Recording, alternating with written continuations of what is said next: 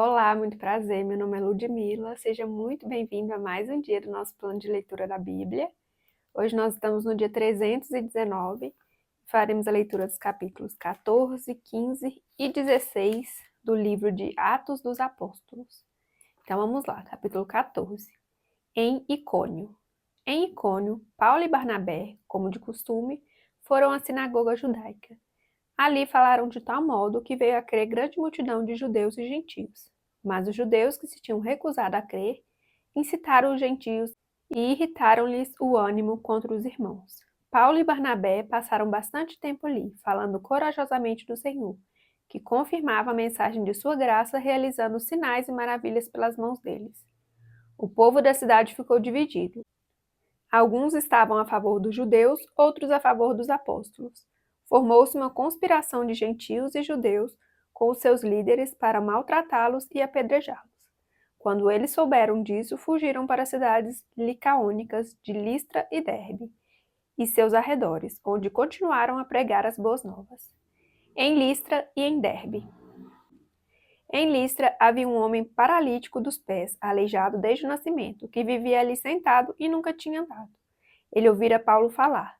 Quando Paulo olhou diretamente para ele e viu que o homem tinha fé para ser curado, disse em alta voz: Levante-se, fique em pé. Com isso, o homem deu um salto e começou a andar.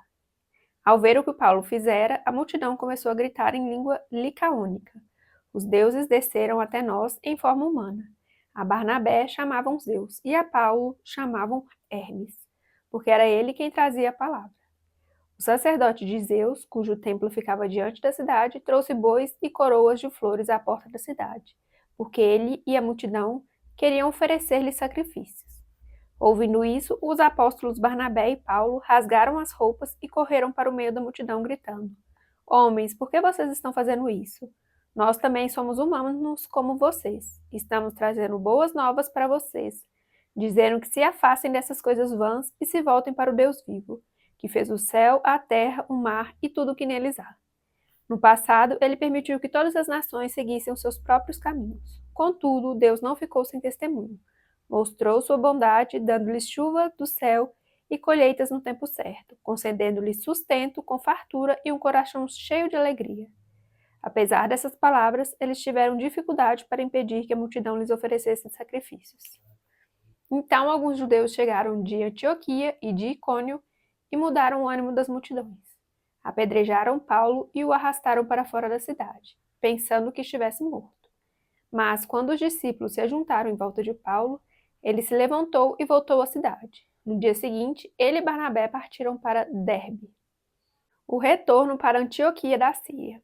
Eles pregaram as boas novas naquela cidade e fizeram muitos discípulos.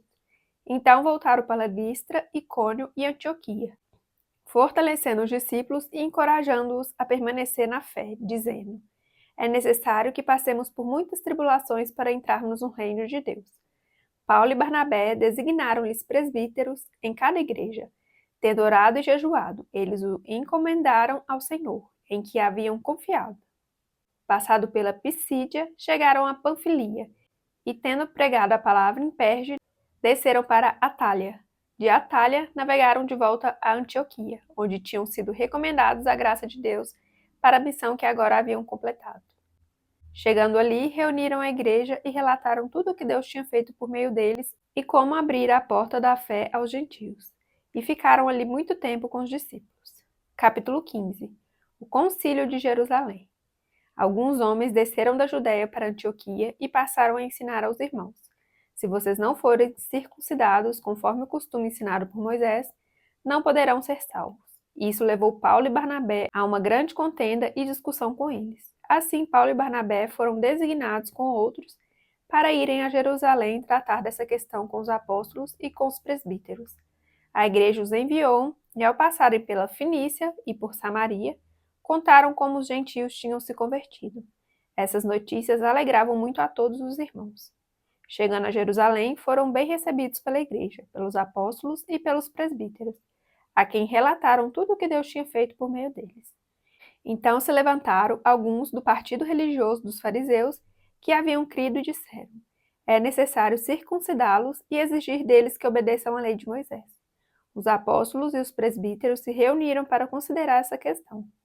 Depois de muita discussão, Pedro levantou-se e dirigiu-se a eles. Irmãos, vocês sabem que há muito tempo Deus me escolheu dentre vocês para que os gentios ouvissem de meus lábios a mensagem do Evangelho e crescem. Deus, que conhece os corações, demonstrou que os aceitou, dando-lhes o Espírito Santo, como antes nos tinha concedido. Ele não fez distinção alguma entre nós e eles, visto que purificou os seus corações pela fé.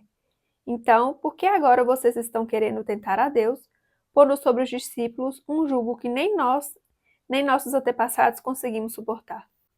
De modo nenhum.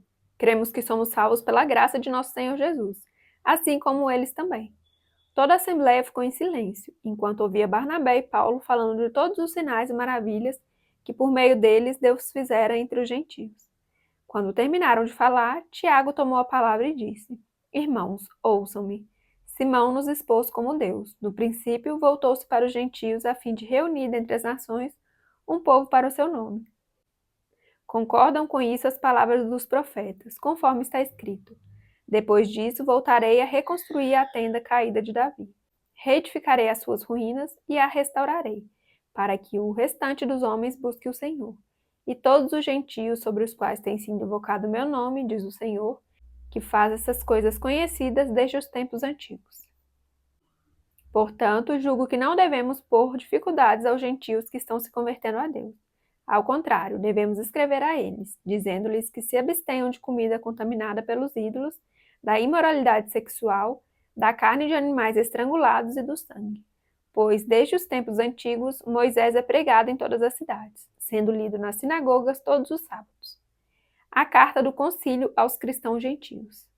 Então os apóstolos e os presbíteros, com toda a igreja, decidiram escolher alguns dentre eles e enviá-los a Antioquia com Paulo e Barnabé. Escolheram Judas, chamado Barsabás, e Silas, 2 líderes entre os irmãos. Com eles enviaram a seguinte carta: os irmãos apóstolos e presbíteros, aos cristãos gentios que estão em Antioquia, na Síria e na Cilícia. Saudações. Soubemos que alguns saíram de nosso meio, sem nossa autorização, e os perturbaram, transtornando a mente de vocês com o que disseram. Assim, concordamos todos em escolher alguns homens e enviá-los a vocês com nossos amados irmãos Paulo e Barnabé, homens que têm arriscado a vida pelo nome de nosso Senhor Jesus Cristo. Portanto, estamos enviando Judas e Silas para confirmarem verbalmente o que estamos escrevendo. Pareceu bem ao Espírito Santo e a nós não impor a vocês nada além das seguintes exigências necessárias: que se abstenham de comida sacrificada aos ídolos, do sangue, da carne de animais estrangulados e da imoralidade sexual. Vocês farão bem em evitar essas coisas. Que tudo lhes vá bem. Uma vez despedidos os homens, desceram para Antioquia, onde reuniram a igreja e entregaram a carta. Os irmãos a leram e se alegraram com a sua animadora mensagem. Judas e Silas, que eram profetas, encorajaram e fortaleceram os irmãos com muitas palavras. Tendo passado algum tempo ali, foram despedidos pelos irmãos com a bênção da paz para voltarem aos que os tinham enviado. Mas Silas decidiu ficar. Paulo e Barnabé permaneceram em Antioquia, onde, com muitos outros, ensinavam e pregavam a palavra do Senhor. O desentendimento entre Paulo e Barnabé. Algum tempo depois, Paulo disse a Barnabé: voltemos para visitar os irmãos em todas as cidades onde pregamos a palavra do Senhor, para ver como estão indo. Barnabé queria levar João, também chamado Marcos, mas Paulo não achava prudente levá-lo, pois ele, abandonando-os na Panfilha, não permanecera com eles no trabalho. Tiveram um desentendimento tão sério que se separaram. Barnabé, levando consigo Marcos, navegou para Chipre, mas Paulo escolheu Silas e partiu, encomendado pelos irmãos à graça do Senhor. Passou então pela Síria e pela Cilícia, fortalecendo as igrejas. Capítulo 16.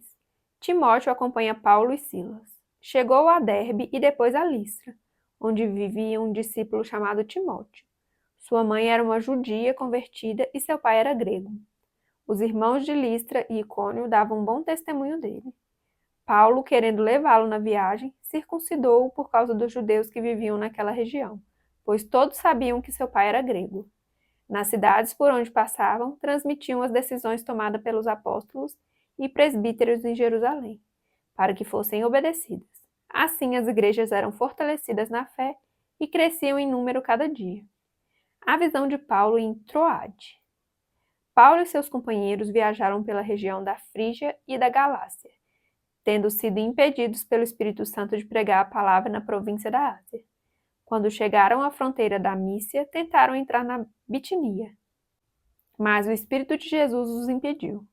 Então, contornaram a Mícia e desceram a Troade. Durante a noite, Paulo teve uma visão, na qual um homem da Macedônia estava em pé e lhe suplicava: passe a Macedônia e ajude-nos. Depois que Paulo teve essa visão, preparamo-nos imediatamente para partir para a Macedônia, concluindo que Deus nos tinha chamado para lhes pregar o Evangelho. A conversão de Lídia em Filipos. Partindo de Troade, navegamos diretamente para Samotracia e no dia seguinte para Neápolis. Dali partimos para Filipos, na Macedônia, que é colônia romana e a principal cidade daquele distrito. Ali ficamos vários dias. No sábado, saímos da cidade e fomos para a beira do rio, onde esperávamos encontrar um lugar de oração. Sentamo-nos e começamos a conversar com as mulheres que haviam se reunido ali. Uma das que ouviam era uma mulher temente a Deus chamada Lídia, vendedora de tecido de púrpura, da cidade de Tiatira. O Senhor abriu seu coração para atender a mensagem de Paulo. Tendo sido batizada, bem como os de sua casa, ela nos convidou dizendo: se o Senhor me consideram uma crente no Senhor, venham ficar em minha casa. E nos convenceu. Paulo e Silas na prisão. Certo dia, indo nós para o lugar de oração, encontramos uma escrava que tinha um espírito pelo qual predizia o futuro. Ela ganhava muito dinheiro para os seus senhores com adivinhações.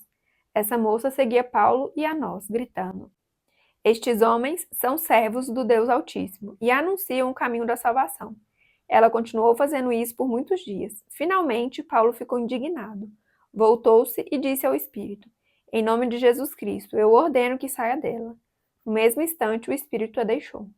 Percebendo que a sua esperança de lucro tinha se acabado, os donos da escrava agarraram Paulo e Silas e o arrastaram para a praça principal, diante das autoridades. E, levando-os aos magistrados, disseram: estes homens são judeus e estão perturbando a nossa cidade, propagando costumes que a nós, romanos, não é permitido aceitar nem praticar. A multidão ajuntou-se contra Paulo e Silas, e os magistrados ordenaram que lhes tirassem as roupas e fossem açoitados. Depois de serem severamente açoitados, foram lançados na prisão. O carcereiro recebeu a instrução para vigiá-los com cuidado. Tendo recebido tais ordens, ele os lançou no cárcere interior e lhes prendeu os pés no tronco. Por volta da meia-noite, Paulo e Silas estavam orando e cantando hinos a Deus. Os outros presos os ouviam. De repente, houve um terremoto tão violento que os alicerces da prisão foram abalados. Imediatamente, todas as portas se abriram e as correntes de todos se soltaram. O carcereiro acordou e, vendo abertas as portas da prisão, desembainhou sua espada para se matar, porque pensava que os presos tivessem fugido. Mas Paulo gritou: não faça isso, estamos todos aqui. O carcereiro pediu luz, entrou correndo e, trêmulo, prostrou-se diante de Paulo e Silas. Então levou-os para fora e perguntou: senhores, que devo fazer para ser salvo? Eles responderam: creia no Senhor Jesus e serão salvos você e os de sua casa. E pregaram a palavra de Deus a ele e a todos os de sua casa. Naquela mesma hora da noite, o carcereiro lavou as feridas deles. Em seguida, ele e todos os seus foram batizados. Então os levou para sua casa, serviu-lhes uma refeição e, com todos os de sua casa, alegrou-se muito por haver crido em Deus. Quando amanheceu, os magistrados mandaram os seus soldados ao carcereiro com esta ordem: solte estes homens. O carcereiro disse a Paulo: os magistrados deram ordens para que você e Silas sejam libertos. Agora podem sair, vão em paz. Mas Paulo disse aos soldados: sendo nós cidadãos romanos, eles nos açoitaram publicamente, sem processo formal, e nos lançaram na prisão. E agora querem livrar-se de nós secretamente? Não. Venham eles mesmos e nos libertem. Os soldados relataram isso aos magistrados, os quais, ouvindo que Paulo e Silas eram romanos, ficaram atemorizados. Vieram para se desculpar diante deles e, conduzindo-os para fora da prisão, pediram-lhes que saíssem da cidade. Depois de saírem da prisão, Paulo e Silas foram à casa de Lídia, onde se encontraram com os irmãos e os encorajaram, e então partiram. Finalizamos a leitura do dia. Muito obrigada pela sua companhia. Fique com Deus e até amanhã. Tchau, tchau.